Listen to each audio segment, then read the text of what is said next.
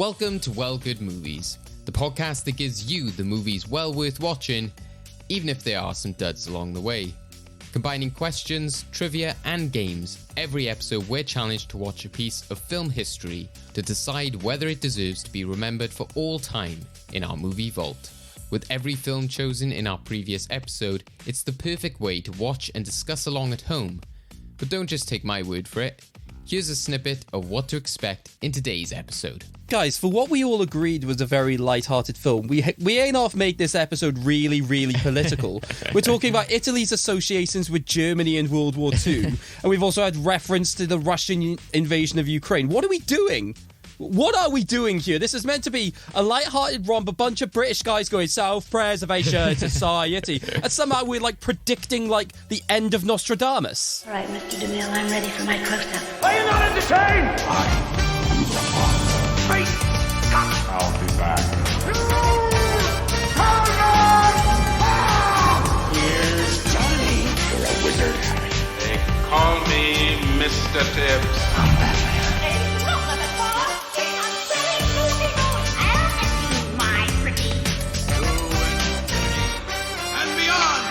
You're only supposed to blow the bloody doors off.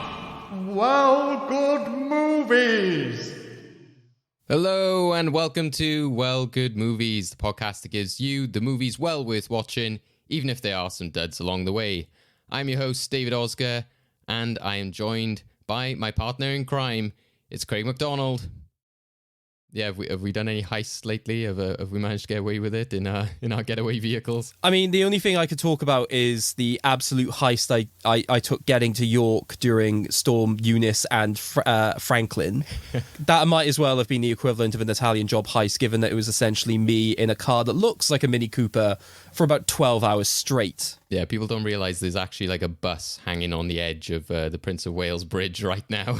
There might as well have been if you saw some of the clips of the actual lorries tipping over. It wouldn't surprise me if there's still a bus sort of hanging there. Yeah, that's true. Maybe there was some gold or a 20 to 22 equivalent, some Pokemon cards lying outside of it. But the question is, does he have a great plan that will never manifest into anything to be able to save it? True. So, Craig, as we alluded to there at the top, as always, we talk about the movies well worth watching despite duds along the way. So just to tease the audience at home, do you think today's movie is a dud or well worth watching? Oh, God, it's well worth watching. Awesome. Well, if you tuned into our last episode and Craig chose the film, I guess that won't be as big a surprise.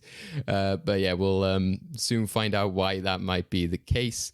First off, Craig, just as a little bit of a catch-up, as you mentioned, you've been very busy going to different places. How has your time been and how's everything been going?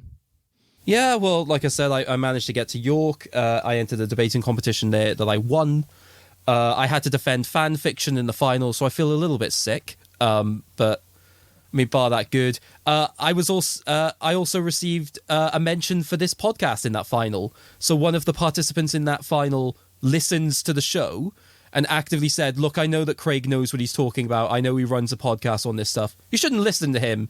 You should listen to me." And I was just like, "Yeah, I'm totally going to call rank on this." It was fun. I got accused of having a vitamin D deficiency because I to too much 5Ds porn. Sorry for the censor you're going to have to do there, David. Okay. Less said about that, the better, probably. But I mean, for the reference, I don't. Yeah, that's the main thing I was hoping we would clarify, to be honest.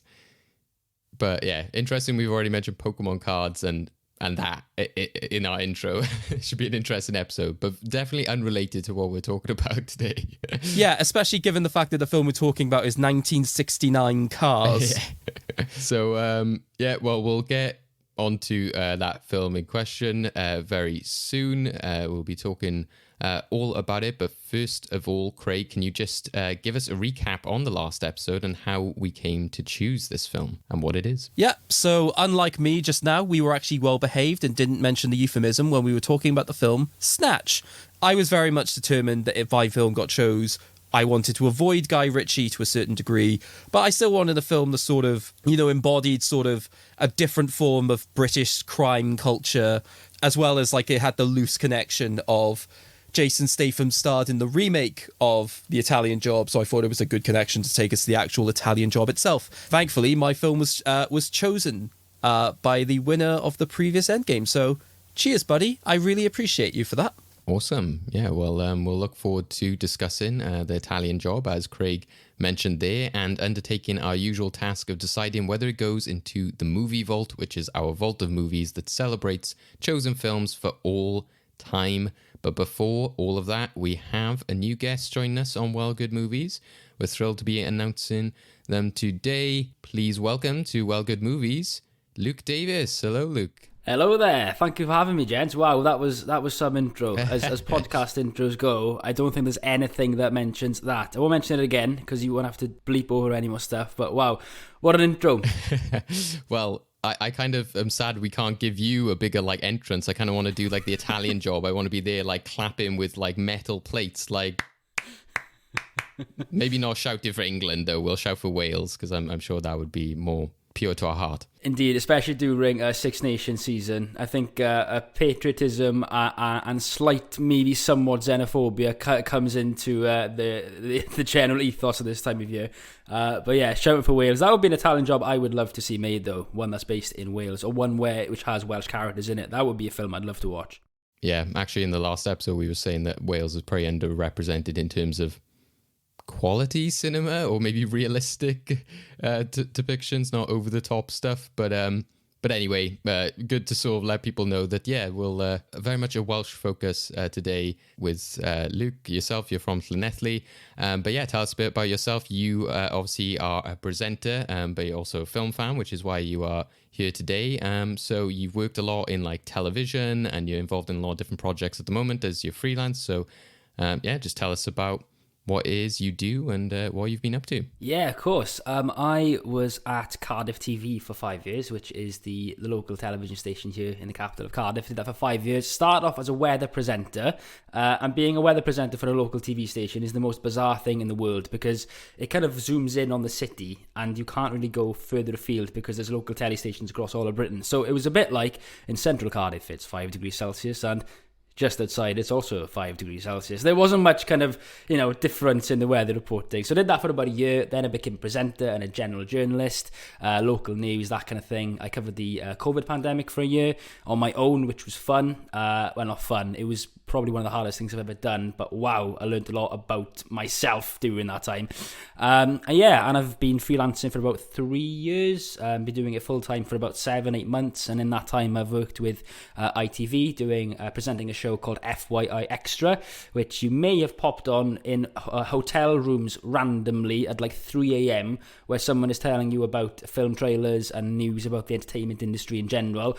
I'll be honest, the kind of people who watch it are either drunks or insomniacs. So, great fan base there. So, yeah, I did that for a bit. I've also recently done a bit of acting. I was in an S4C children's sketch show called Chwarter Call. For those who don't speak Welsh, that means sensible quarter, and it's anything but. A lot of fart jokes and silliness in that. So you can tune into S4C to watch that every Thursday afternoon. And I've done loads of other random bits and bobs. I'm on a podcast on BBC where we talk about current affairs called the Hayley Pierce podcast, and I'm currently doing some freelance with the Museum of Wales, where today I learned about Dungeons and Dragons and filmed some people talking about it. So I'm very, very, very lucky to have quite a diverse kind of career at the minute, which is fun. Yeah, always good to hear when people have got like just a whole range of different projects that they're involved in, because like I said, it just means people can bring different bits of knowledge and specialties to the podcast as well.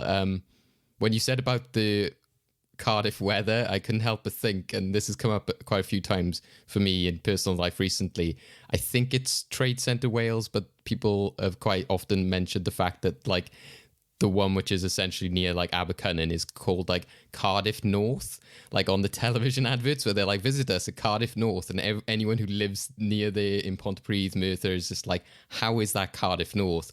So maybe that's a way around it. Maybe you could just be like, in Cardiff North it's a bit more cloudy, in Cardiff North, and then if you're going as far as like North Wales, maybe that's like North Cardiff.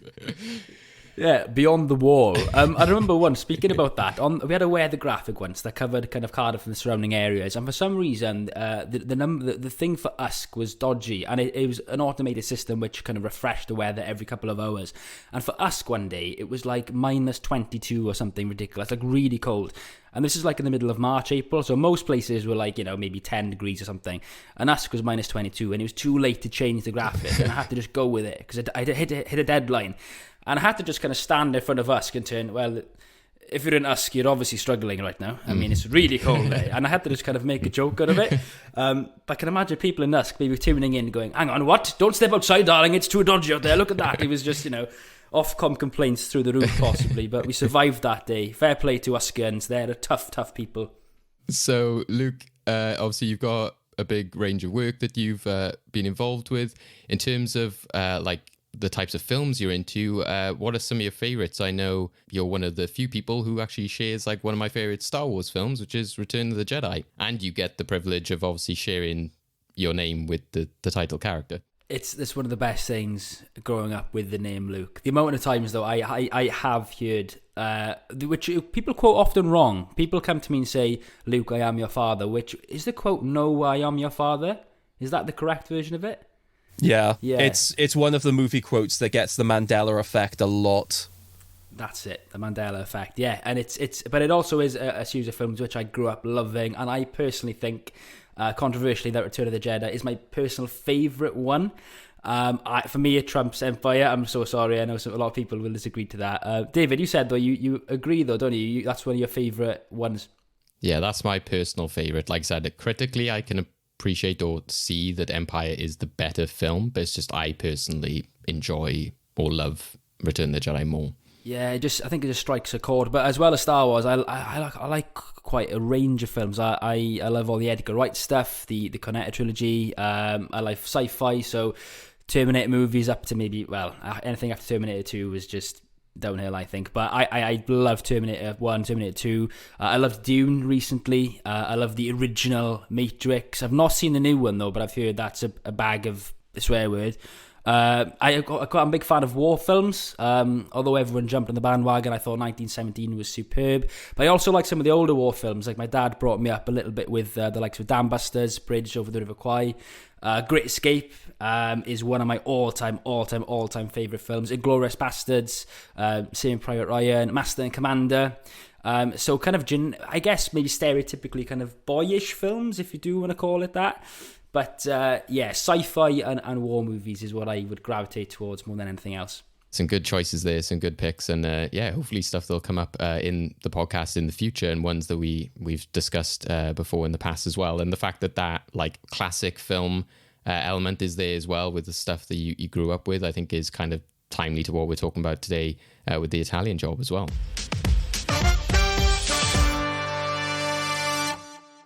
So we'll now get on to our question of the week. So before we get into our main topic, this will be another chance to sort of learn more about our guest today and then discuss some of the elements that will be coming up in today's film. Today's question is it true when they say they don't make them like they used to? Specifically, maybe more in terms of like your classic genres like crime films, war films, potentially comedies. So, Luke, I'll go to you first, especially as we were kind of just discussing that, where you were mentioning films like, Dam Busters, Great Escape. Do they make them like they used to? Yeah, I don't know what it is. I don't think film these days maybe has the patience. Like the first thing you initially kind of see is how long that some of the scenes are in the old movies. And I know we're going to come on to Italian Job in a second, but I literally watched the old Italian Job and the new Italian Job in the space of a week. And the first thing I noticed is the intro sequence of the original driving through the Italian hills, really taking its time, really kind of enjoying it and really sitting in that moment. And the new one, it's just cut. It looks like someone has literally just graduated in a degree in learning how to edit on Premiere Pro, really showing off cut. And I wonder if that is something to do with the way that cinema has evolved, or maybe something more to do with the fact that we're more used to that constant stream of kind of dopamine hit after dopamine hit, and the same in comedy as well, whether we need that kind of high gag rate as if we're in a kind of stand-up show all the time, over and over and over again. So I don't know where that's kind of come from, but I certainly, it does initially, you do find it quite jarring initially when you go back to see a film that you love. Like one of my favourite films is It's a Wonderful Life, and again, really lengthy, really taking its time. But the way the story is, it's just so much more, I think, can be so much more charming. And the stories are so much more simple back in the day. And it's just something about it that it kind of brings you, it kind of centers you in a way. Like when I was watching The Old Italian Job, it was so camp, so silly. And it was a breath of fresh air to all the kind of flashing lights and busyness that you see in kind of modern day cinema and modern day films. And yeah, I think it can be quite refreshing. Yeah, definitely. And I think an element you picked up there is definitely true, that aspect of, taking his time. And I think especially with something like It's a Wonderful Life or Italian Job, those films, even like Citizen Kane, a lot of them actually didn't get their kind of acclaim and cult status until much later as well. So it's almost as if even in that time, the sort of famous blockbuster movies, if you will, haven't been as well remembered. So some people can maybe make the same case for films that are coming out today, but I just don't think that we kind of have those hidden gems as much, because even you have your kind of like awards fair and everything like that, but they're still quite well publicized or sort of like seen. There might be some that sort of like slip through the cracks. But I think just even when you're talking from like a filmmaking perspective, I think the fact that, a lot of these are shot digitally, or they'll still be an element of like they need to have like star power, or they'll have to like touch on certain themes, and there's always kind of like a visual aesthetic to them. There's certain things you just can't do anymore. Whereas I think the old movies, especially as we'll discuss with like Italian Job, but plenty of others as well, you're like, how did they do that? The fact that they're able to do these kind of like stunts or like throw cars off of cliffs and stuff like that, whereas probably now some sort of health and safety or like city would come in and be like, no, we don't want this to happen, like whereas before they probably just did it on the fly, or other rules have been made since kind of like stories have come about since how those famous incidents happened. It is because of that I just find a lot of older films just genuinely more impressive, because I think the big problem I have at the moment is that while I think a lot of newer films, in terms of, we're getting back into the sort of groove where a lot of films are having to think about, writing, and they're having to think about character a little bit more in some areas if they are trying to do spectacles. The thing that I respect about a lot of older films, especially with Italian Job, as we'll discuss, is that a lot of the appeal can just be the spectacle. So when it actually comes to character, they don't really have to worry about that too much, because I think the one thing that you can note about Italian Job is that it is very much just about the heist. It's not about any of the personal relationships. It's not about deep character dynamics. It's very much a sort of a gang mentality of just, there are picking boys. Picking boys? That's not a thing. There are boys who are consistently picked on in the group, like Arthur, for example. But the reason you watch it is because of all of the ludicrous just driving through Italy and just the insane car chases. And you're right. That's something that newer films, even if they can get away with it, it's just you just don't feel impressed unless you do something like, say, Mad Max Fury Road, where you try and bring back that sort of practical element and only have CGI for about 20% of the actual like background images, not for the actual cars itself. For me, it's just that question depends on what exactly you're looking for, because I think that there are elements where I prefer newer films in terms of just characterization and story, but I physically prefer some older methods of filmmaking. Yeah, that's interesting you said about how you seem more impressed with films or how they were back then. Like even something as simple as how like editing, when it comes to the editing suite. I remember when we were doing some edits once in Cardiff TV and we had to like reverse a shot or something, or we had to cut a certain way. And my boss at the time is saying that he remembers a time when film was physical and you actually physically had to cut things and change things.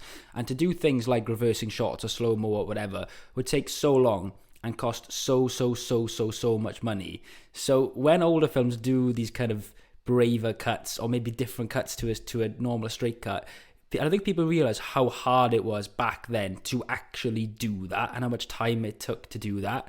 And like you say, and what I think about newer films as well is that, like when you watch the, again, Old Italian Job, you see cars crashing. You know they actually had to crash cars to make that happen. Now you can just chuck it on a green screen and it's done in a second.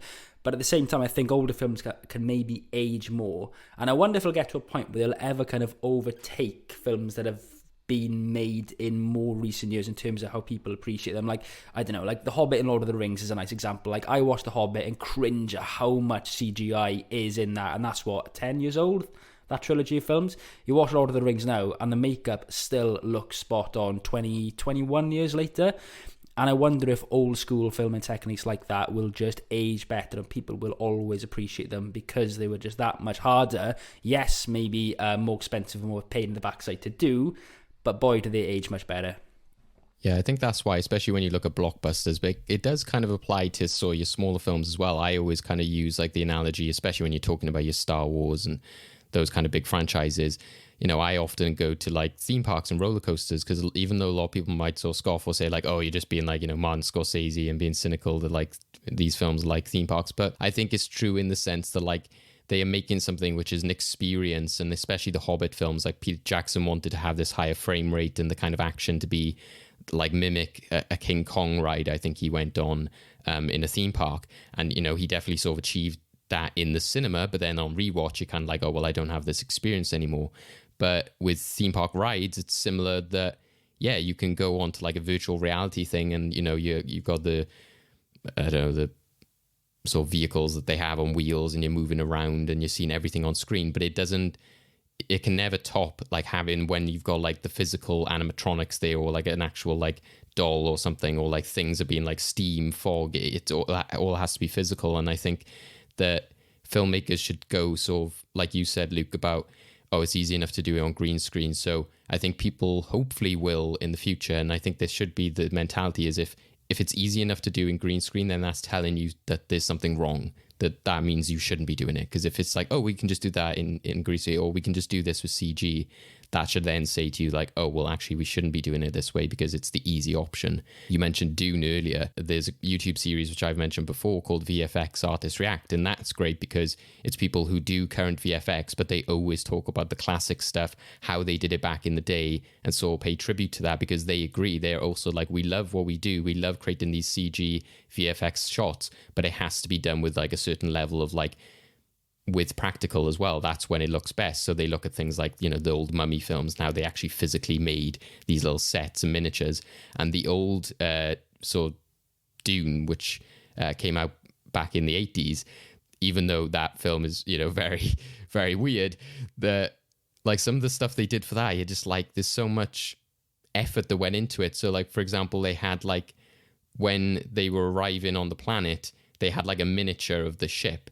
And like you see all these people like coming off the ship and guarding the ship and waiting for their arrival. So obviously they didn't have like whatever 500 extras, and they didn't have like a huge massive ship. So the way they did it was they just put this little miniature and put loads of dots on the ground, then put a hole in the ground, and then just placed like 20 people like 5 stories below the hole in like a big warehouse.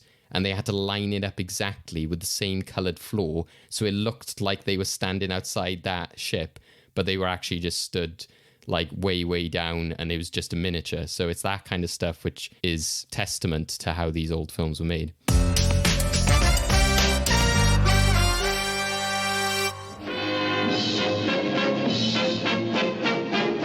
evening, Mr. Bridger.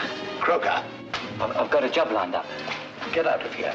It's all here. Maps, drawings, plans, everything. You've been put up to this, haven't you? You've been bribed to upset my natural rhythm and ruin my health. Michael Caine does the Italian Job on the outside.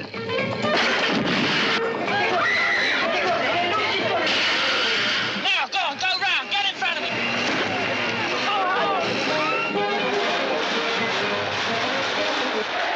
And masterminding the job from the inside, Noel Coward. 2 gentlemen on the job. Does Mr. Bridger think he can take over Europe from a prison cell?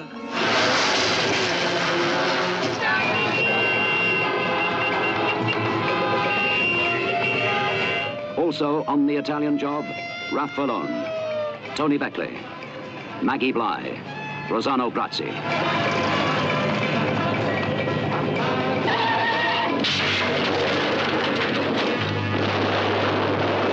I want Charlie Croker given a good going over. Hello, Charlie. Lovely, Charlie. Nice, Charlie.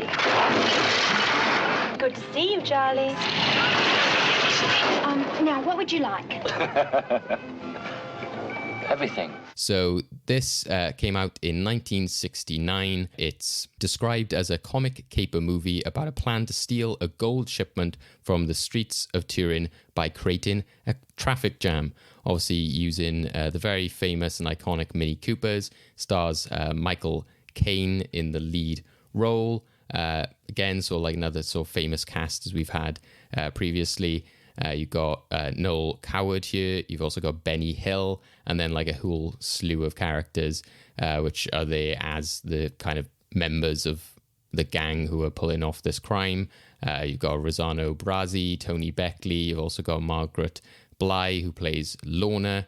And then, like, yeah, just a massive host of different sort of character and comedy actors who show up as well. This was directed by Peter Collinson and written by Troy Kennedy Martin. We'll go first then to Craig, as you chose this film in our previous episode.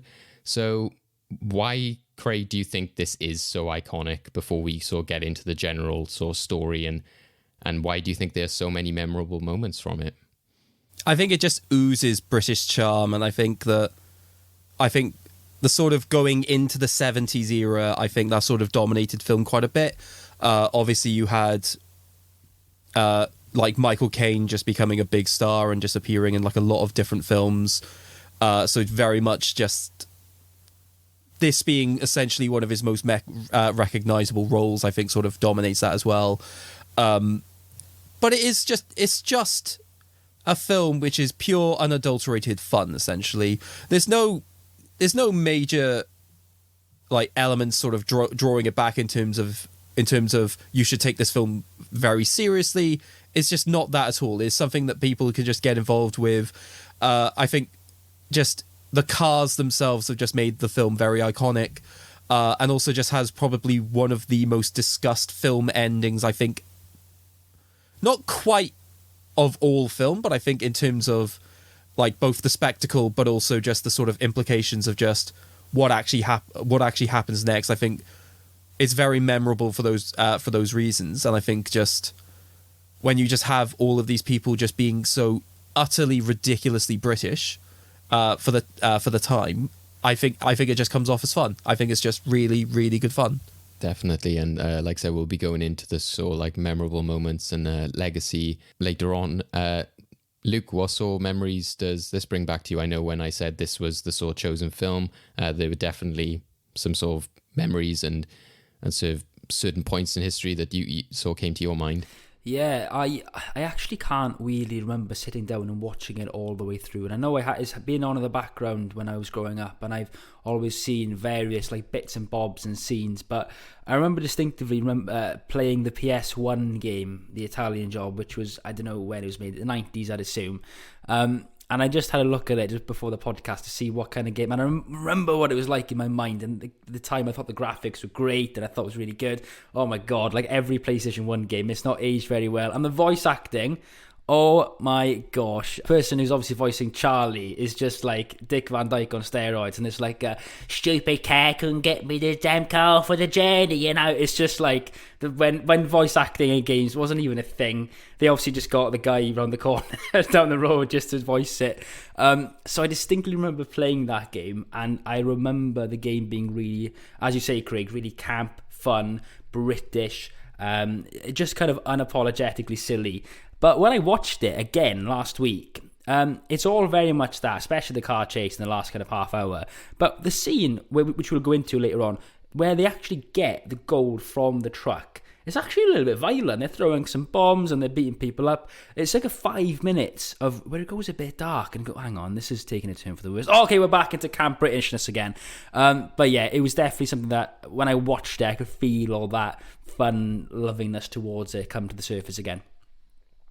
Yeah, definitely. Similar to last week, we were talking, I think our guest Paul put out a tweet not long before we were recording saying about he remembers when he was a kid and like being ill, putting on Simpsons VHS tapes, and I kind of was like, oh, what a throwback, that idea of, being like, in your sleeping bag or your blanket watching old videos and stuff. And so similar when you said like, oh, I remember the PS1 game again, it was something to just instantly flash me back, because I'm not sure if I owned it. I think I might have actually. It might have been something that was either just like given to me, but I definitely remember it being either something that I played through like a demo disc or something like that. So that in itself was kind of a throwback. I was like, I remember demo disc where you just play the same level over and over and over again. But yeah, I think it might have been one that was just given to me, or like somebody sort of give it as a freebie, or maybe one of my cousins had like lent it to me or something like that. But it very much was of that era of games in which they were like, yeah, just racing around London is fun enough on its own. And I think that kind of speaks to the legacy of the film when we grew up, because I know for me it's definitely like a favorite of like one of my dad's sort of favorite films, one that he also always kind of like jokingly references. He loves like the blow the bloody doors off line. It seemed like, I don't know, it might just be bias, it might just be because obviously that's what I grew up with, but it does seem as if like that kind of went through some kind of like resurgence back in like the 90s, because maybe because why else would they have done the game? There seemed to be this kind of like embracing of Britishness, and like maybe it was like things like the World Cup and stuff like that. But whereas now I don't feel that many people are talking about the Italian Job or remembering it in the same way, maybe because Mini Coopers, everyone like thinks of like the brand new one, but back then, I think that there was like this kind of like, oh, the Italian Job, it's like this staple of British cinema. I think that's kind of like faded away a bit more in recent years. I would argue part of that is that it now has the negative association of the remake. So I think once you could sort of bring in Jason Statham and just like, I've only seen scenes of this film, I'll be honest, but well, Mark Wahlberg is the main star, so probably maybe throw him the kind of diss if you okay, fine. Oh yeah, to be fair, I also hate Mark Wahlberg more. I think people just think it's just the sort of stupid, not to mention the fact that now that Fast and Furious have sort of dominated a lot of the box offices as well, I think people just have this association of just drive car really fast as part of your heist. And I think it's become a weird sort of formula that people don't necessarily respect. So I think people aren't going back to the original because they just think that's what it's going to be. It's just going to be driving cars as part of a heist, when actually there are just more kooky elements to it that actually make it more enjoyable. Also, it just gave us the banger, which is Get a Bloomin' Move On, or in brackets, the Self-Preservation Society. Like, come on, that song has just got to tell you everything you need to know about the film in just terms of the sort of boyish, like, British charm that people are going, like, that is just going for. Come on, it's not about just all exclusively drive cars really fast. You know what? I actually watched the new Italian Job again. I watched scenes of it back in the 2003, I think it came out, and I've watched it all the way through until earlier on this week, and I had a really good time watching it. I thought I would hate it. I went in thinking this is going to be the biggest load of trash I've ever seen. Jason Statham does the same thing every single film. Mark Wahlberg, yeah, whatever. Seth Green, he did like Austin Powers and Rat Race and a couple of things, and he was in Family Guy, yeah. I actually had a really nice time watching it, and I think I went into it really wanting to hate it, but I had a great time. Yeah, it's all fast cars, and it's a bit more based around the story as to why they do it, a little bit more, as opposed to in the original. But yeah, I thought it was a lot of fun. But again, it was just too techy, too clean. It didn't feel like an Italian Job. It felt more like a Fast and Furious film as opposed to Italian Job film. But taking away the fact that it is called the Italian Job, I just remembered as well why I think it's called the Italian Job, where the first scene, they do a job in Italy, in Venice, where they nick something. And then later on in the film, they refer to it, they go, oh, let's do it like the Italian Job. And I went, hang on, in this film, is the Italian Job actually a film in real life? And my girlfriend said, no, they're referring back to the original job they did right at the start, which was the job they did in Italy. So there's a kind of weird link there. Or maybe the Italian Job is actually in that universe and they were referring to that, I don't know. But it's much more of a personal vendetta against one person. I loved Charlie so much. I love the fact the first thing he does is he goes and gets himself a nice car, goes to his tailor. I mean, it's very James Bond, isn't it? He goes to a hotel full of women. Like, what was weird is that there's a bit where he goes to all these women, yeah, and then like half hour later, his wife or girlfriend finds him cheating, and she's going wild. But didn't she arrange the original women to meet him after coming out of prison? Does say so that. it's kind of like... He's like, you were okay like, what? with So, it the other day. She was like, that was your returning present. I'm like, so if it's your permission, that's fine. So I was left feeling somewhat questioning the morals that was late 60s at the time, thinking, hang on, was this acceptable? I know the swinging 60s guys, but come on, this is a bit out there. But I left it feeling actually really kind of refreshed, and I feel like a lot of films now are so, or maybe the things I've seen recently then have kind of been so deep and so dark. And one of the films I watched recently was a film called The Platform on Netflix, which is a Spanish film about, it's basically a metaphor for working class, and kind of it's for social class, and it's done really grisly, horrible film called It's a really good film, but I think because I've been so used to seeing a lot of grisly, dark films at the minute, and although there was a film critic edited a year ago who said that during times of disaster or when COVID was pretty bad, we kind of find a kind of like solitude, or we feel kind of relaxed when we see disaster movies, because we can look at them and think, well, my life isn't as bad as that. And that was his theory behind it. But I think you can do that, like when COVID first started, yeah, the most watched film was Quarantine on Netflix or whatever, yeah. So I think people gravitate towards these kind of films.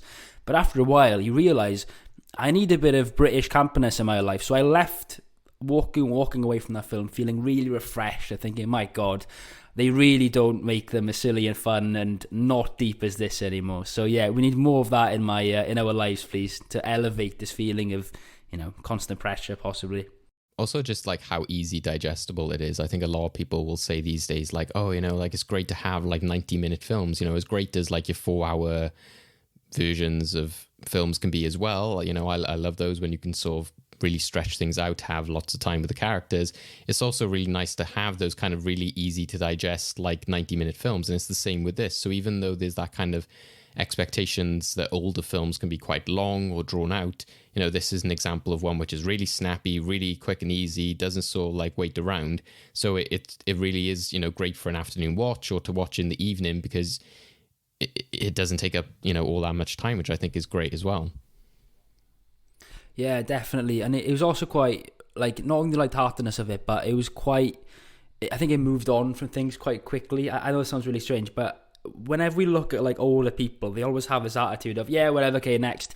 And it just has that constant feel, no matter what happens. It's like when they crash one of the cars when they're preparing to do the heist, and Michael Caine's just like, oh yeah, whatever, oh well, get on with it. And there's a bit where they're preparing all the different plans and things, and he says, oh, wipe the toilet seat because we don't want fingerprints on it.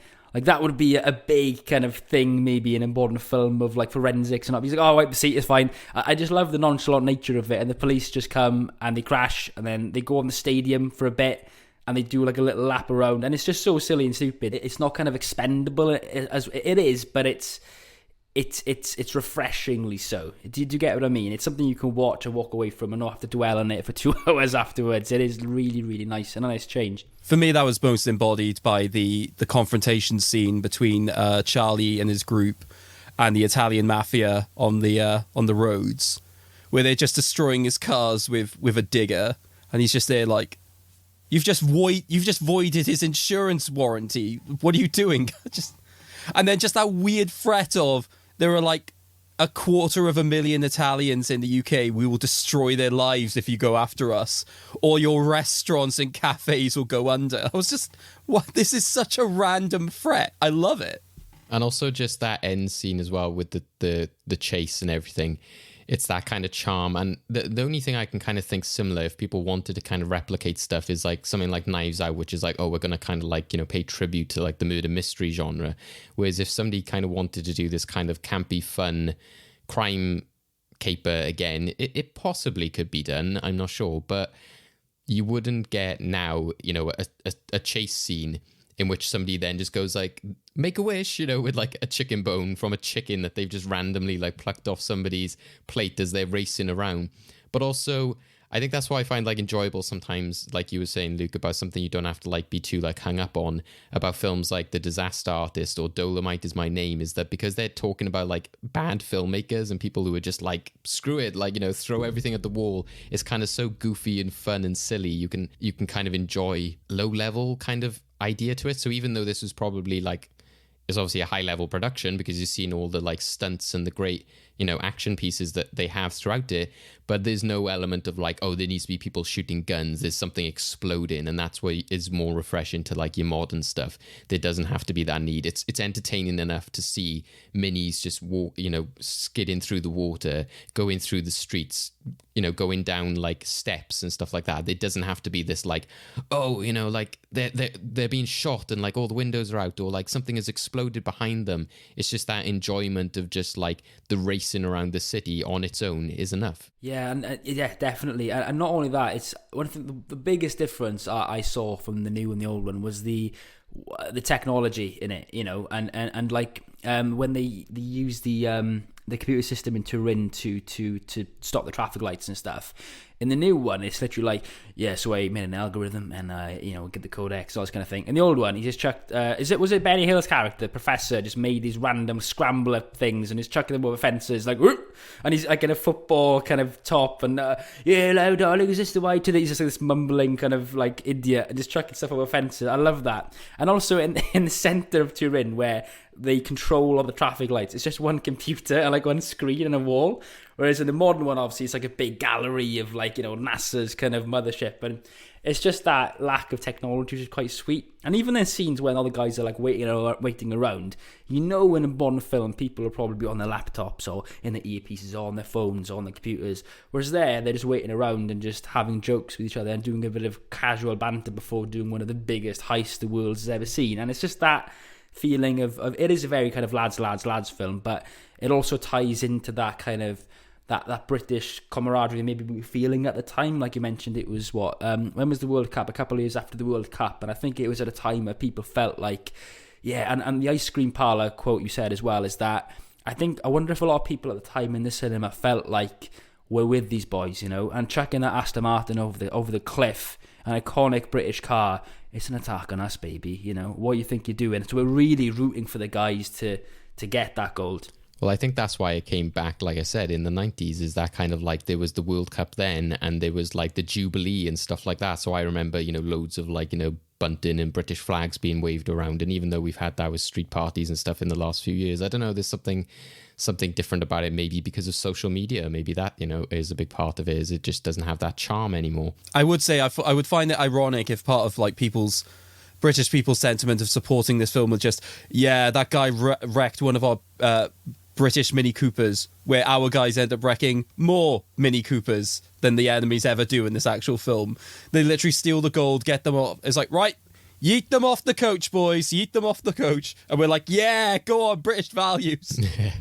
The fact you were saying there about the gang and stuff as well is there's not that reliance to be like, oh, we need to like find out about each one, you know, like they kind of introduce them around the table and then we just go along for the ride and then you kind of learn or like have the jokes about them as you go along, which kind of like works with the kind of quick paced story that they're telling. So I think that, you know, that works out quite well. I think the fact that he's like, get, you know, like Camp Freddy on the case. And I was like, I remember rewatching, I was like, is this like an organization? Is this actually like a camp of like where you've got like hitmen like placed? And then like once you see then the Freddy character, you're like, oh, okay. And I just love how, again, they don't feel they need to explain it, describe it, and it just plays throughout the rest of the film. You know, the fact that, again, you got that banter that's happening in the end race scene where he's like, come on, you know, like keep up. And then he's just like, if you were going any slower, and like when he's like filing his nails and just the balls on that guy to wear like a hot pink suit like before the entire thing happens. I'm like, I respect the hell out of this guy. I respect the suits in general as well. I mean, that's another thing about older movies, that everyone wears a suit, and even the mafia guys who are just, they appear on that hilltop and then they just, you know, go away, and they rock up and they're all pristine wearing these incredible, and they're all stood. There's a funeral scene in it as well, which I thought was incredible. Even the people in the background are kind of stood in these really cool, kind of nice poses in their kind of tailored suits, where, yeah, obviously in real life that would never happen, but it's just quite nice to watch. And how Charlie goes to his tailor. What's the quote he says? He says something like, "I'm not a gorilla," or something, or to "bring the sleeves in, love, I'm not a gorilla," or something. And I think that just oozes that class of, as soon as you get out of prison, you know, nowadays people would go to maybe McDonald's or something, I don't know, but he goes straight to his tailor to get himself sorted with a nice whistle and flute. I think it's brilliant. And it's the banter as well, isn't it? The fact that that guy is just like, he was like, "I've been in prison, I've been behind the times on the fashion." He was like, "Did you have a life sentence?" You know, it's just to get a great line. What you were saying there, Luke, is definitely one that stands out to me, and that's why I kind of mentioned like Knives Out, is knowing what your film is and knowing the sort of tropes, and having like when the mafia, they all stood there like in poses, it's kind of that confidence to go like, yeah, this wouldn't happen, but this is what we're doing, this is what we're going for.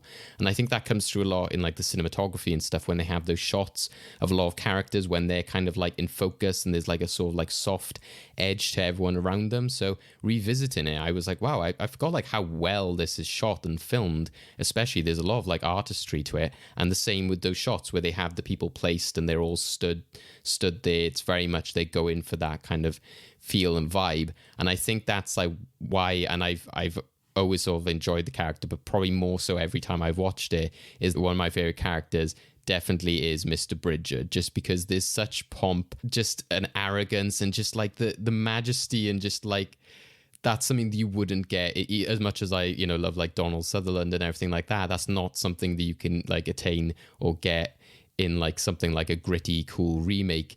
Is just this idea of this man who has this posh like music playing, and just at the end, I love, that's one of my like top sort of cinematic moments, is him coming down those stairs and just kind of doing the wave and just the look on his face. And I just love how many times in the film there are where they have, you get an understanding of his world and how he operates without them explaining it once. The fact he goes, "We need to have a funeral," and you know, like, and then they're just there immediately, funeral, and like he goes to the dentist and like he's there like playing poker or whatever with like people dressed as dentists. I just love him as a character. Yeah, and there's a scene, the first time you see him, isn't it, when he's on the way to the toilet, and it literally is going to the throne. And they have guards there, and they're knocking like, "Mr. Bridger, are you okay?" And they're treating him literally like royalty. Yeah, and I think that's what this film is kind of going with, is this idea of like, oh, you know, like the British rivalry of other countries and stuff, whether it be like Spain or even, you know, Wales versus England, Scotland versus England, that kind of stuff. But it's that idea of like the English versus somebody, and I think that's why a lot of like Brits can sort of like really get involved with it and love it in that sense. But I think kind of like with Snatch, it doesn't age badly or anything. There's not kind of like this really like horrible negative view of the Italians, and if anything, the mafia and stuff are really like a threatening force in the movie. Yeah, and I wonder if it also links to the idea that, of course, when England beat Germany in the World Cup, and the Italians were in the German side for a while, and yeah, they surrendered early. I wonder if there's that kind of hangover of World War II in there, and it's almost like after World War II, that was kind of Britain's last real fight. And I wonder when people went to watch this film, that it was a new generation of people feeling, "Oh, when's our next fight gonna come?" And it was almost like, "Oh, this could be a precursor to the next kind of bout we're gonna have with the Italians, possibly like a band of British people coming together. No matter what your background, you're all British and you're all fighting for the same thing." So I wonder if there's a bit of a hangover of, because in the 60s there were so many kind of war films, and I wonder if it was playing on the back of that, as well as that feeling of national pride that the World Cup got. I wonder. Definitely, yeah. There's a lot of like history and kind of like relevancy, I think, to this film, and I think that's why, again, it doesn't seem to be as well remembered at the moment. But who knows? Maybe all of our run-ins with Italy, or like the fact they keep winning things, maybe that will bring this film back out again. I don't know. Maybe there will be an Italian job. Maybe it'll be Italians like getting the best of us or something like that. Guys, for what we all agreed was a very light-hearted film, we ain't off make this episode really, really political. We're talking about Italy's associations with Germany in World War II, and we've also had reference to the Russian invasion of Ukraine. What are we doing? What are we doing here? This is meant to be a light-hearted romp, a bunch of British guys going self-preservation, society, and somehow we're like predicting like the end of Nostradamus. it's that scale as well, I think, which works really well with this. Is we were talking about earlier about classic film, is that everything is real. They're in these great like locations. The fact that they're going through so like the Italian scenery so much, like the mountains, like the opening in this film alone, you're like, oh my god. I think loads of people say, I would have loved to have seen so and so film like as it premiered like back in the day in the cinema. And while something like Jurassic Park, it can be great to go rewatch that and be like, oh, I've watched it on the big screen. But back in the 90s, would it have been that much of a different experience? Where something like this, I think, would have been something like really special to watch in the 70s, in 69, to kind of be like, oh, wow, look at this film with all these like sports cars and these minis and the Self-Preservation Society. It would have been really cool. I think the only thing that stands out to me every time I see that end chase scene, though, and I'm not a big fan of, when you have those TV programs and things like mistakes in films, I don't like to watch that stuff. Like they always used to be on like BBC Three, like, oh, famous movie mistakes. I'm like, I don't want to watch it because I don't want to like ruin the film for me. I don't want to see that thing every time I watch it, like in the background. But I can't help but see it every time with this film, is when they come out of that tunnel and there is a very, very clear dummy behind the wheel of the police car. I'm like, you didn't even, they tried to hide it, but I'm like, wow, that's definitely not a human being. I actually noticed that as well, and I hadn't watched, top 10 Italian job mistakes ever, but I noticed that when watching it, and I paused it and around it, thinking to myself, so maybe that's what it is. Maybe because we can rewind TV now. Back in the day, you had to tape it, and the effort of going back into the cinema, you got, was that a dummy? Anyway, who cares? They've got the gold, who cares? So maybe it's just that we're not as kind of forgiving anymore. I just love the nonchalant nature, though, of not just the people in the cars doing everything, but the people surrounding the cars when they're going through. I think there's a scene where they go past a wedding ceremony, or there's a bride and groom leaving a church, and the photographers just carry on. I mean, kudos to the photographers. I mean, they are really dedicated. They don't even come away from their lens, Did you guys notice that? They're so professional. I laughed really hard at that scene. I absolutely adore that scene. And just the amount of minis going down steps, I just appreciate. Like, I loved when they were going through that, like, kind of, I don't know, sort of town hall cathedral kind of thing, and like you can see like the carpet on the steps. So again, this wouldn't be done today. They'd be like, you're not ruining our ancient steps or whatever. Back then they were like, just put a bit of carpet down, it'll be fine. Yeah, exactly. And there's no CGI. They actually messed up cars doing this, and they really took their time to do it. And yeah, I'm really glad that I've rediscovered it. So thank you for having me on the podcast to allow me to go and watch it in its entirety for the first time, really ever, because I can't remember when I watched it in its entirety last. But what do you guys think as well with like the memorable stuff? Like, you're only supposed to blow the bloody doors off. Like, why has that become so famous? Why is that such a big thing? Let's face it, people hate incompetent people. I think everyone has had a moment in their life where they just want to just say something of the equivalent of "you're only supposed to blow the bloody doors off." It's also just quite an easily memeable line. I remember it being used in quite a few Mock the Week scenes we'd like to see, for example. So like it's quite instantaneous and just easy to just place into like various memes, which I think is just why people would have latched onto it particularly. It bigs up the Britishness as well, isn't it? It's very much, bigging up the Michael Caine, the bloody doors, so it's easy to remember in the terms of like, oh, that accent and everything like that. But I think there is the fact that because there's the minis, the chase, Mr. Bridger, there's so many other iconic moments as well, like the music, the song. I just like the scene as well where Lorna and Charlie are fighting and you just hear the squeaking of the teddy bears all around them. And it's just they're trying to have a serious argument, and in the background, all you can just hear is like... I just couldn't take it seriously. It was so fun. And then obviously Mr. Bridger's goons just come in and beat him up. And then they just go back. It's like, okay, we paid him a visit. Good. Pay him another one. I don't think he'd appreciate that. No, I want in on this deal. Oh. Yeah, and I think it's Arthur, is that the one who says with the chicken bone and everything like that? I loved again, that you could tell that they were all playing their characters and sort of like knowing what to do throughout, which is like sort of great direction and great acting on their part. He has that sort of flat cap on throughout the film, and when he says like put your helmets on, he puts the cap like into the helmet and then puts it on. I was like, that's a great touch. That's a great touch.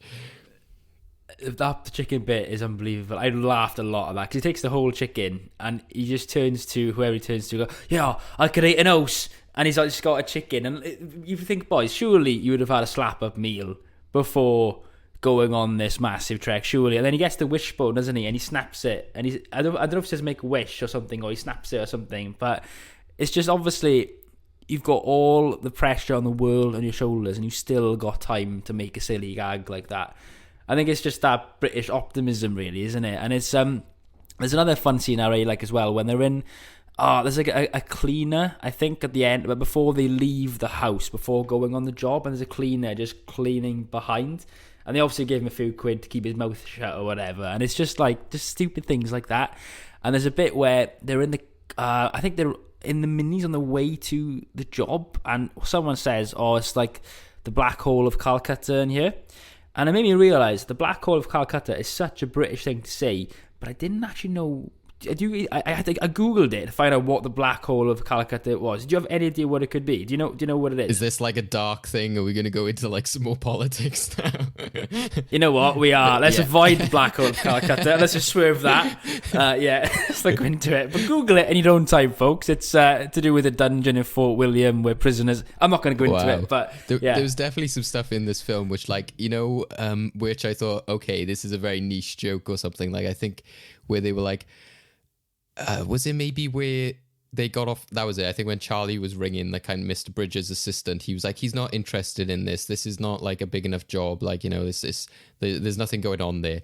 And then he's like, so how are things going in Durham or something? And this guy's just like, there's some stuff going on the street. And I was like, it was like, I don't know, at the time, I was like, was this a big joke at the time? Were people like, yeah? Or is it always been kind of like a weird niche joke? Those are the moments that sort of make me laugh.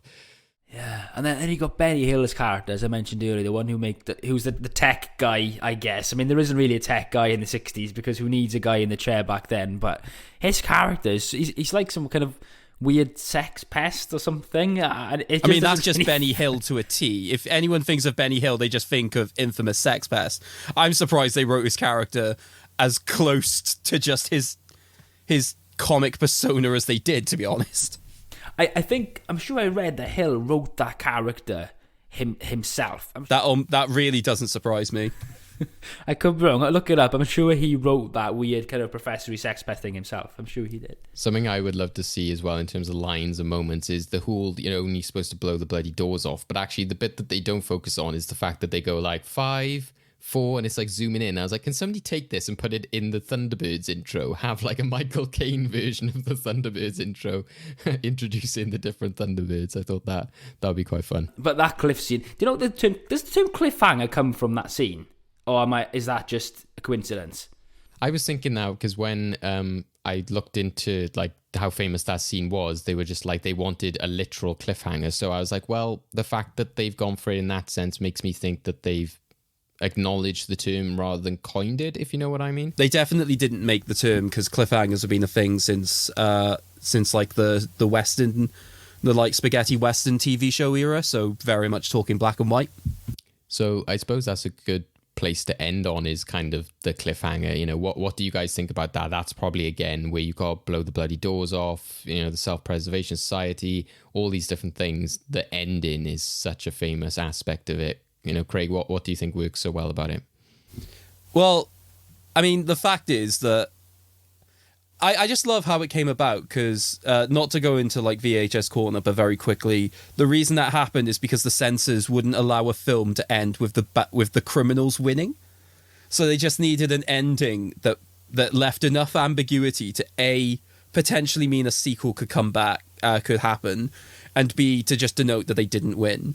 So it's just that fact that we're left in absolute limbo with whether or not they pulled this off. I think it's just marvelous. Not only that, you just have the sort of basic idea of we do like and respect these characters. We don't really want to see them die, and it's quite possible that they could, especially given that Charlie is the one who's leaning literally closest towards the gold. And it's just so different from the book, because the book is just they actually get the gold back to England, and then they're told, okay, now you've got to return it. Yeah, they're like, oh. I was trying to look into that, and I actually couldn't find it. I was like, what is this based on? Because loads of the like material out there is just like, there's a British caper film, and I was just like, this must be from something, and I couldn't find anything about what it is, but it is stemmed from a book then. It is from a book. I couldn't tell you if the book is also called The Italian Job, or if it's a different one, but based on the research I did for an upcoming segment, that's what it is. Although I personally like what Michael Caine's desire for, because he says I got a great idea. Apparently his idea is let the gold and the bus fall because it'll crush the mafia who are waiting at the bottom of the hill for them. Oh yeah, I think I've heard that one before. Yeah, I think he said it on an episode of Graham Norton. Yeah, I think what works so well about it is when you look again at like something like, because I think I also read that there was a planned sequel as well, so that even the mafia ending, which you talked about earlier, Craig, that would lead up to that sequel. Regardless of whether a sequel or whatever is going to happen, the cliffhanger still works. It's not like where we've talked about before, where you've got like the ending of films like, this has only just begun, and it's like this big franchise thing, and you're like, oh, and that never happened because it underperformed and never did well, and that ending just doesn't work anymore. Whereas I think this one still does, because it's such a romp and such a caper in which they're taking on so many challenges and throwing different curveballs as they go along, that at the end of it, you're like, oh, this is just another one.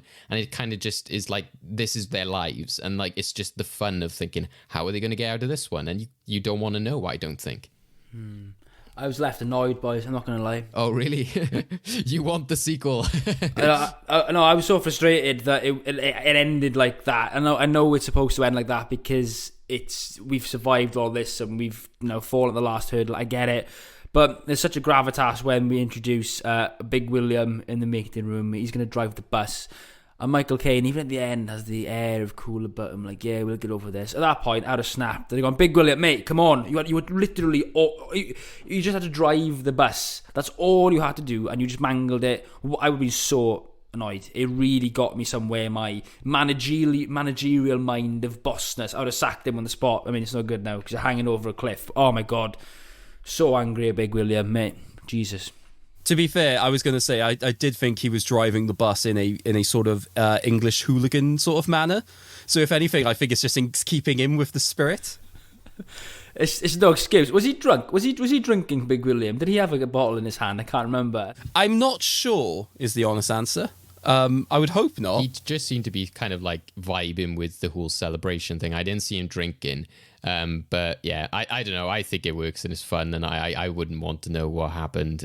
But if there was to be a sequel years later and we had old Michael Caine or something like that, I think even then, like I would enjoy like sort of referencing it, kind of like Indiana Jones sort of thing of like, they're all old and looking back, but I wouldn't want to know what happened kind of thing. I would maybe like be interested in what happened later on, but I wouldn't specifically want to know the specifics of that. So this is a question now about the remake. Because obviously, like I said, I haven't seen it all the way through. What happens at the end of the remake? Insofar as do they pull it off, or it's the complete opposite? I won't explain all of it, but it's basically where they do a job and they get betrayed by one of their best mates, and the best mate that betrays them kills this who's played by I can't remember the actress' name. Who's in Italian Job 2003? Charlize Theron. And her dad gets killed by the betrayer. And the scene ends with her punching this betrayer in the face. And he gets dragged away. And all the heroes walk away with all the cash and they live very happy lives. So I think it's a bit of a nod, a little bit maybe, to the original, where it's like the best ending you could ever hope for. Maybe it's that. Maybe I'm just too much of a completionist and I love that feeling of it all being wrapped up in nice one bow. Hence my love for Return of the Jedi, possibly. That just feels really cliche to me, just the idea of we did this job and the job worked. I don't know, there's something for me personally. I can understand for the idea of the completionist, just, yeah, they've gone through all that effort, it's nice to see that effort rewarded. For me, it's just a case of, that is just the typical thing that could happen. Whereas in this scenario, it's just, they still managed to stay relatively cool and collected, even when the literal worst thing that could happen has happened to them. So for me, there's a sort of entertainment in that fact. And the fact that it is like, guys, I got a plan. I think that's the perfect line to end on, because again, it was like, that they're going to get through it. They know that they're going to come up with some crazy scheme because they've done all of this so far. And I think because you see Bridger as well, there's kind of still a finality to that, the kind of like celebration, and he's happy. It's not like the film ends on like, oh, by the way, they failed. And he's like, oh. So I still feel that it was successful in some way or form.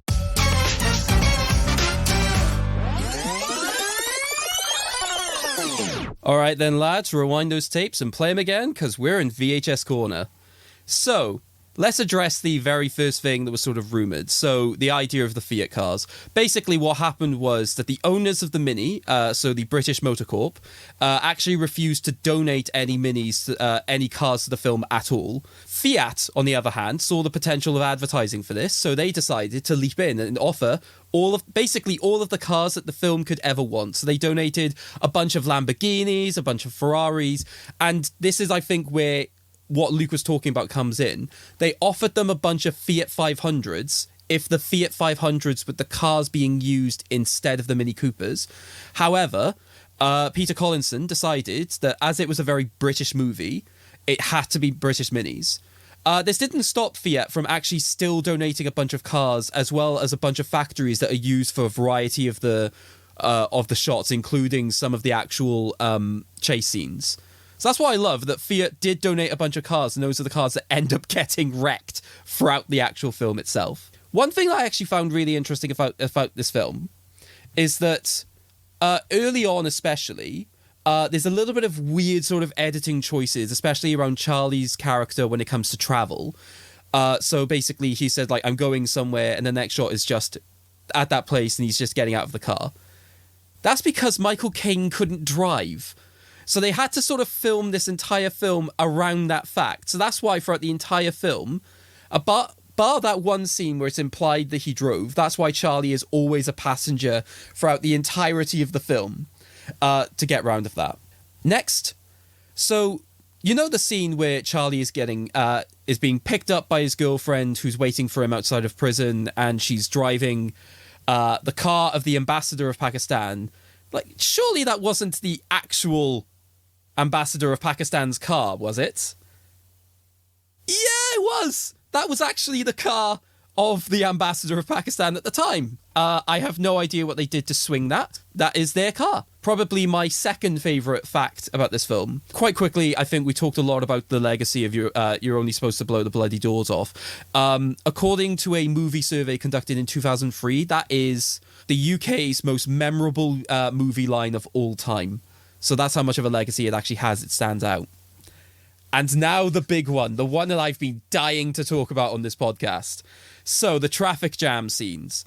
It might surprise some of you guys to know that a lot of those scenes are actually real. That is where the town of Turin has been shut down, and a lot of the actual genuine reactions of motorists have been filmed throughout the scenes. However, it's important to note that the authorities refused to do it themselves. So the production team had to do it themselves, and they had a little bit of help. Guess who they had help of? The Mafia. They paid off the Mafia to shut down areas of Turin. And it's just like, you know how you're depicted in this film, guys. And just, that's why whenever you see them, they're actually quite dignified, and at no point did the Mafia look like idiots. They were working for the film. I cannot believe that. So the Italian Job has had forms of collusion with the Italian Mafia in order to be made. And with that, I draw a close to VHS Corner.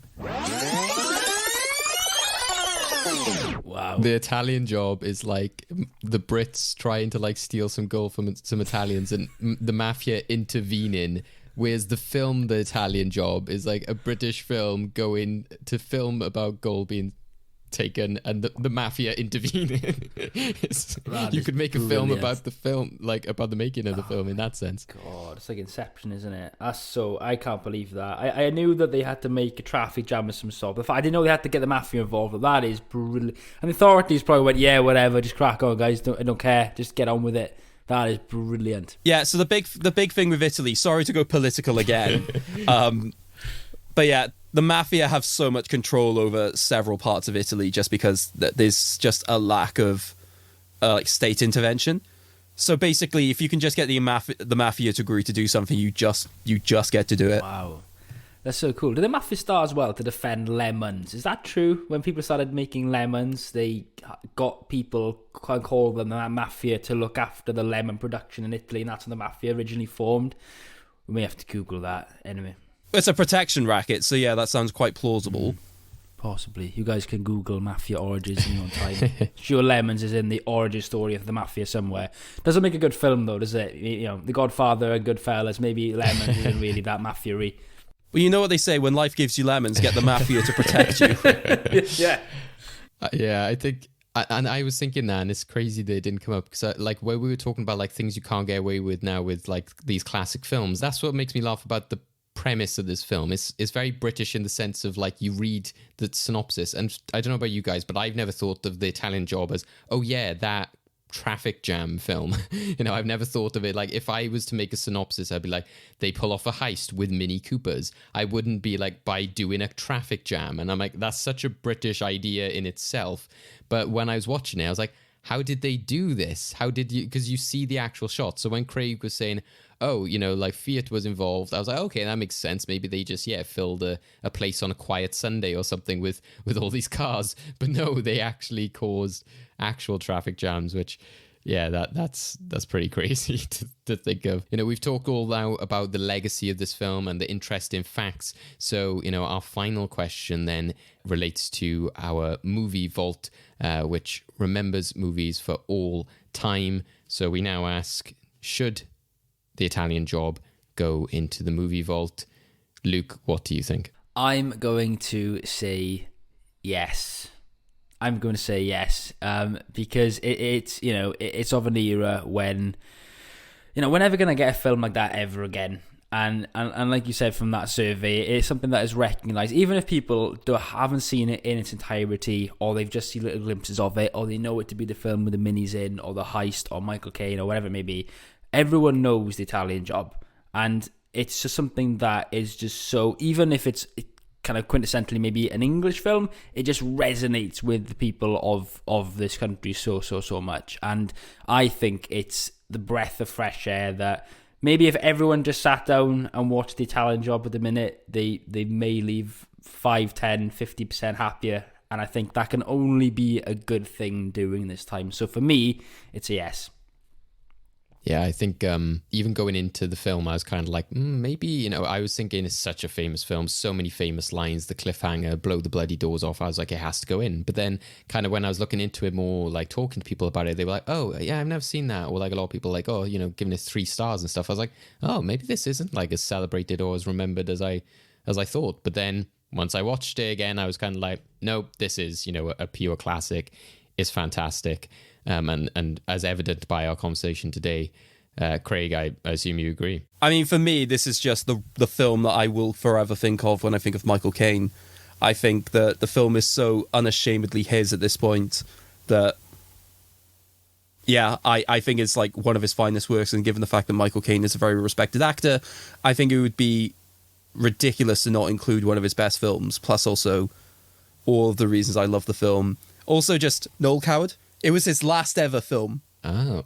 I think for that, so you know the prison scene where he's walking down the steps? Mm. They had to film that over several takes because he was that ill that he couldn't go for too long during a take. So, yeah, I want to respect the man. Similar vibes to like Street Fighter with, can't remember the actor's name at the moment, but who plays Bison, and he was Gomez in like Adam's Family of like, going, you know, battling through it despite, you know, being ill, etc. So yeah, much respect for that. So yeah, you know, the legacy has, you know, been proven, and The Italian Job from 1969 goes into the movie vault.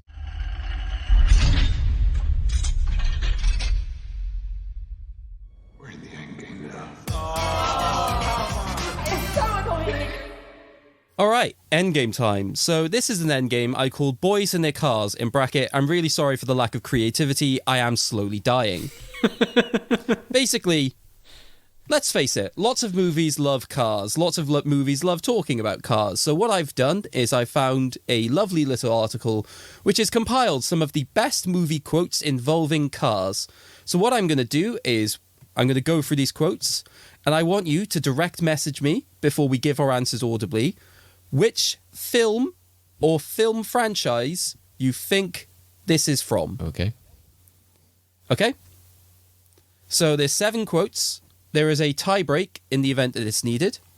Anyone need an explanation of the rules? I'm specifically looking at you, David. As long as you, well, just making clear that it's me versus Lucas, which we haven't done in a while. But yeah, so I'm going to explain the stakes. So essentially, we have to decide the film that will be discussed in next week's episode.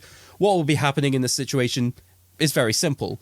Both David and Luke will have chosen a film based loosely on something that we might have discussed here, or there could just be some vague connection to the Italian Job. Basically, just something that keeps the loop going. Very simple. Whoever wins this end game, whatever film is in their head that they want discussed next week, is the film that we discuss.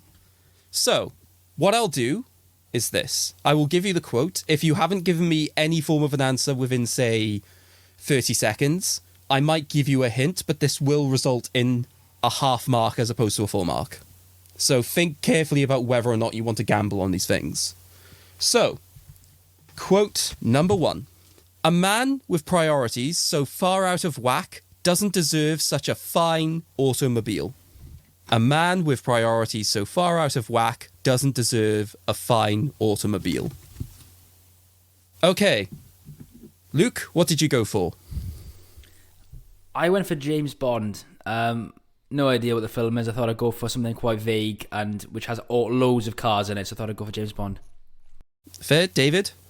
I don't know, something was vaguely in my head, and then I was like, I wanted to go to, and I was like, I can't think exactly what it is. So, like something like Tarantino or something, but then I was like, I can't think of one, so I just went with Starsky and Hutch, because that's a film that has a nice-ish car. Okay, so is it James Bond? Is it Starsky and Hutch? It's Ferris Bueller's Day Off. So what? It's quite possibly the most famous car destruction in a film. Just because obviously it's so built up within the scene itself. I knew it was something of like that era or something, so... Yeah. Gutted. I often think of Ferris Bueller and Starsky and Hutch as being in the same era of films. I did say that I couldn't think of one from that time, so I just went for the random Starsky and Hutch guess. Fair enough. Quote number 2. Need I remind you that you have a license to kill, not to break the traffic laws? Okay, David, what did you go for? I went for James Bond, and I thought, I'm pretty sure I remember Judi Dench saying this, and I'm just trying to think of all the like Pierce Brosnan ones, and I went for Tomorrow Never Dies. So you've gone for Tomorrow Never Dies. And Luke? We need a specific Bond film, yes? So this is the thing. I'm going to if it is a James Bond film, I'm just going to award a point. Okay. What I was going to do for this one is if you tell me the exact one, I'll give you a bonus point. You know what? Because David gave you an actual James Bond film, I am going to go for also a Pierce Brosnan one. I'm going to just gamble with World Is Not Enough. Okay, so first things first, is it James Bond? Yeah, in the exact words that Luke sent me is, it must be James Bond now. Which, you are absolutely right, it is. So... remind me, how many Pierce Brosnan James Bond films are there? 4. Tomorrow Never Dies, World Is Not Enough, GoldenEye, and It's Die Another Day. Okay, so... is that it? Alright, so first things first, is it Tomorrow Never Dies? Oof. Is it The World Is Not Enough? Oh. Got it. No way. It's GoldenEye. And no way. It was Q... who says it. And we recently discussed that film, which is gutting as well. Yeah. No all right. way. Quote number 4. Everybody can relax. I found the car. Needs some suspension work and shocks. Brakes, brake pads, lining, steering box, transmission, rear end. I'm sure I know this film. I'm just going to go for this. Okay, there's definitely a theme with these answers. David? So I went with The Fast and the Furious, thinking more the franchise, but if it is the first one, then great, but I would imagine maybe it's a later one. I was just gauging off the comedy. And David just pessimistically put at the end of his answer, any of them. Luke, what did you go for? I also went for the Fast and the Furious franchise, and I specifically said Too Fast, Too Furious, because that one I just remember more. than some of the others. I'm gonna take a guess at 8, whichever that is. Well, let's just address it first of all. Is it any of the Fast and Furious franchise? No. It's Ghostbusters. Oh. Yes, of course. It's where Dan Aykroyd's character, basically, they're doing up the vehicle. Makes sense, yeah. Spoiler, I don't know whether I should be saying this because of entertainment value, but I'm going to be nice. None of these quotes are from Fast and the Furious. Okay. Literally none of them. Like every single one, we're like, is it the Fast and the Furious? So, thank you. Yeah, so I just thought I'd shut it down because I'd like people to try and score some more points in this film. Okay. In this film? In this endgame. All right, next quote. Men love women, but even more than that, men love cars. I'm trying to think of a romantic in... I haven't gone for a romantic. David really hasn't gone for a romantic. Oh, yeah, why not? Let's go for that. Okay, so Luke, what did you go for? I went for Jason Statham, the transporter. And David?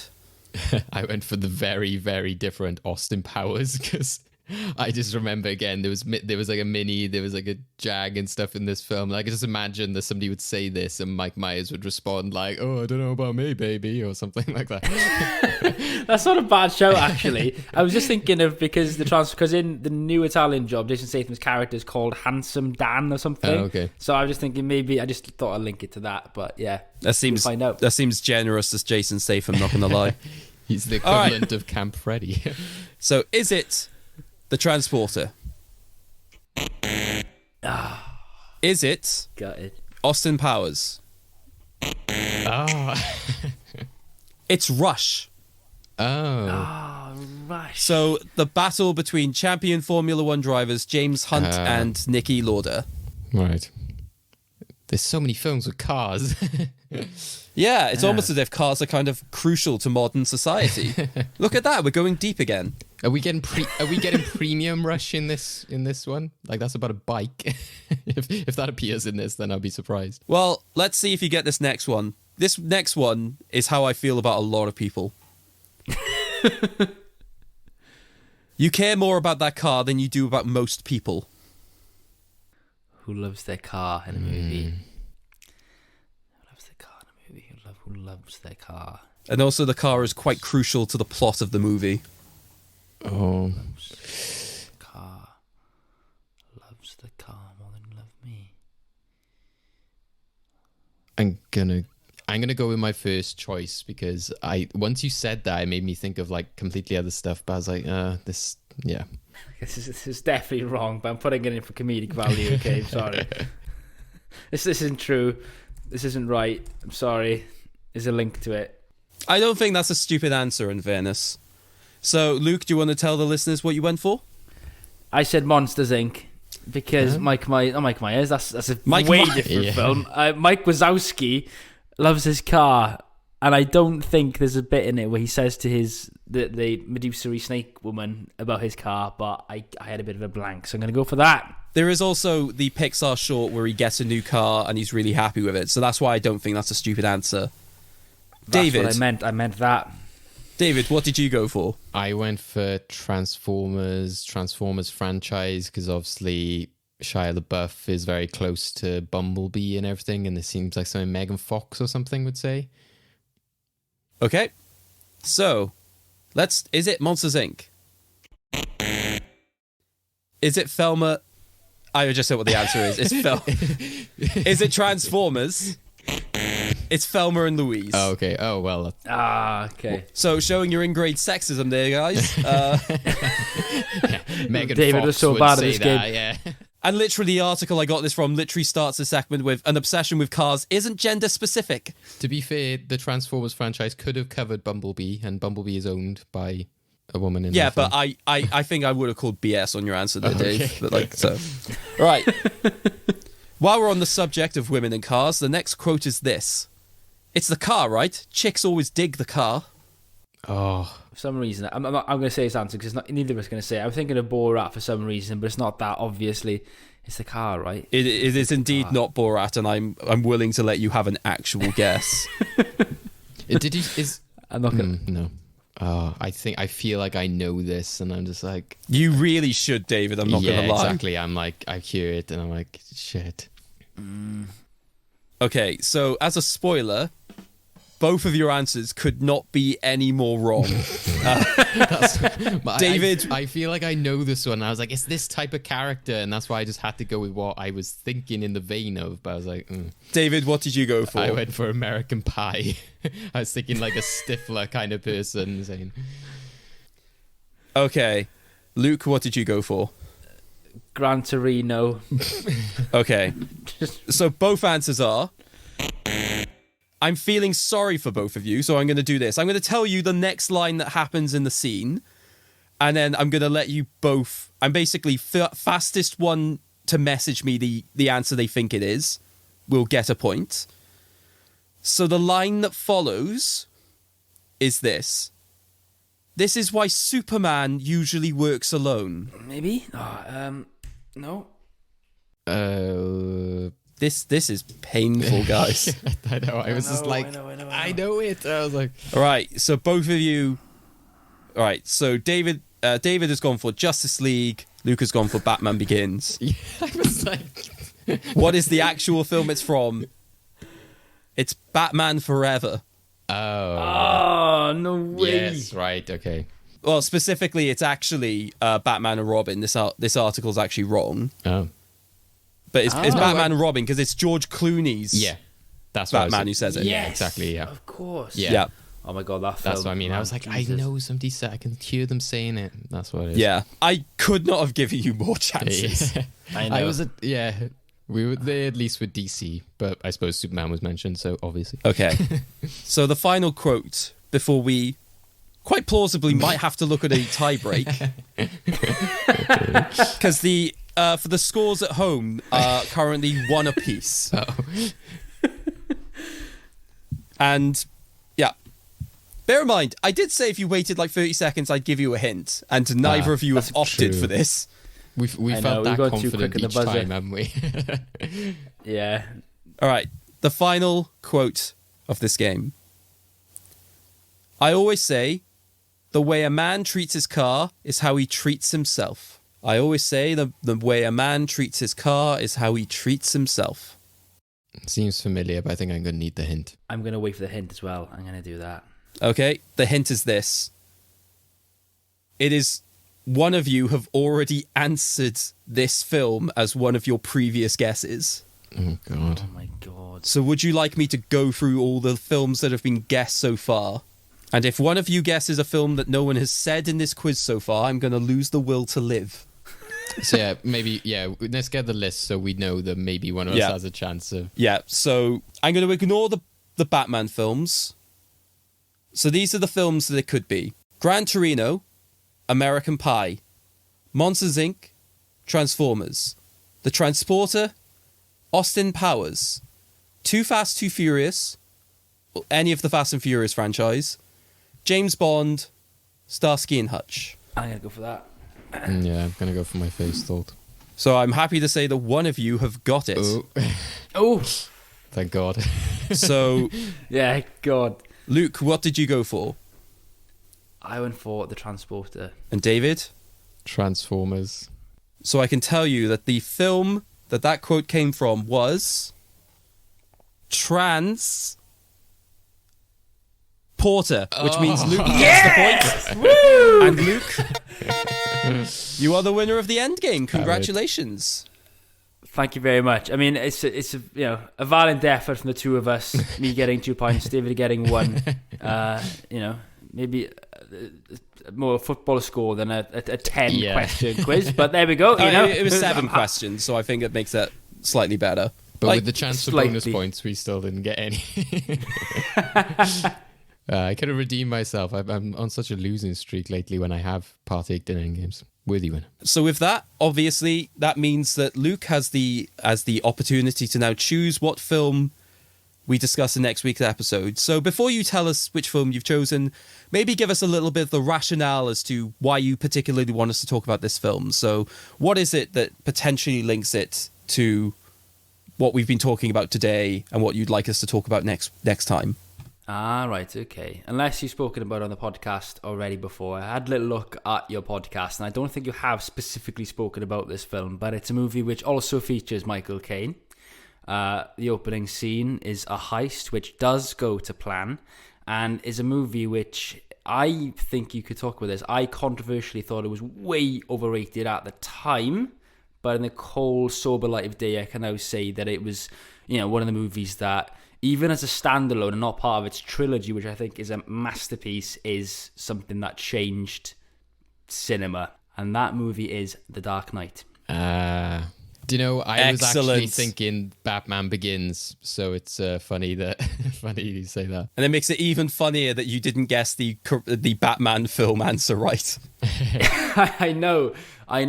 It was one of those movies that I watched, and I watched it at the time, and I thought, this is just, the hype is way too much. And I watched it a couple of years later, and I thought, this is an absolute masterpiece. Even if you hate superhero movies, watching it as a standalone movie, you can't deny it's an absolute masterpiece. So, yeah, I'd like you to have a chat about that on your next podcast, please. I mean, with absolute pleasure. Yeah, that's going to be a good one. I don't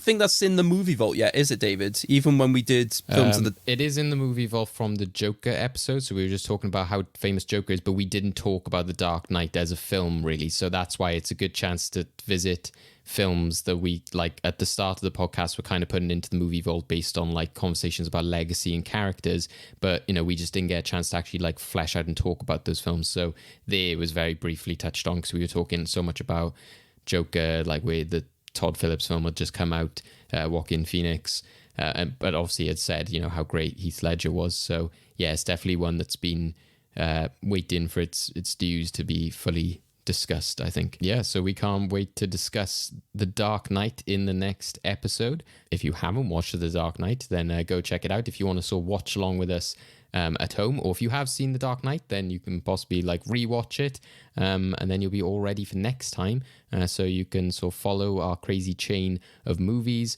If you do want to check out the film on streaming, then it's on Sky Cinema or Now TV, or of course you can pick it up on physical, on DVD, Blu-ray, or you can rent it from any sort of like digital supplier. Yeah, we look forward to discussing The Dark Knight on the next episode. Thanks for that suggestion, Luke. We can't wait to discuss it. Yeah, thanks guys for this great discussion about The Italian Job. Lots of fun. Hopefully we didn't get into too much dark territory, as fun as this film is. And thank you for joining us, Luke. So where can the people catch you? What have you got going on at the moment, which people should go check out? Any socials or anywhere people can sort of find you? So I'm the most active probably on my Instagram. It's at Luke Davies Presenter. That's Davies. I know some people spell it Davies. But you can check me out on there. And if you tune into S4C every Thursday for the next 4 or 5 weeks, you'll see me on a kids TV show at 5:40. So check it on if you fancy. And you may be able to see me on ITV Hub as well, on FYI Extra, if you want to see some movie news there too. Yeah, go on to ITV Hub rather than staying up until 3 o'clock in the morning gambling or something like that. Just catch up. Yeah, don't do that. Or definitely basically trying to watch porn and thinking FYI Extra is the next best thing. Possible. We've come full circle since the beginning where we talked about the 5Ds thing. Craig, anything lastly from yourself? I'm going to keep it short because I'm still dying. This has been great. Thank you. I cannot wait for the next episode. It's very rarely I say that. Yeah, it's definitely won't be a dud that we're talking about next week. And very well timed as well with the Batman coming out. So yeah, we look forward to that one. Like I said, watch along at home. Check out The Dark Knight. Thank you again, Luke. And we'll catch you all on the next one. See you guys later. Bye-bye. See ya. Thanks, guys. It's been a pleasure. Thanks. To keep up with the latest episodes of Well Good Movies, you can listen to us on all your usual podcast outlets, including Apple, Google, Spotify, YouTube, and more. Don't forget to follow us, subscribe, and rate us where you can to keep our podcast growing. You can follow us on Twitter, Facebook, and Instagram at Well Good Movies to keep up with the latest news and highlights from all our episodes, as well as tell us what movies you want to be discussed in the future. And if all of that isn't enough, you can also find us at our website freshtakehub.com/wellgoodmovies, where you can catch all our episodes along with videos and articles deep diving into the worlds of film and television. So what are you waiting for? Go check out the film we'll be discussing in next time's episode.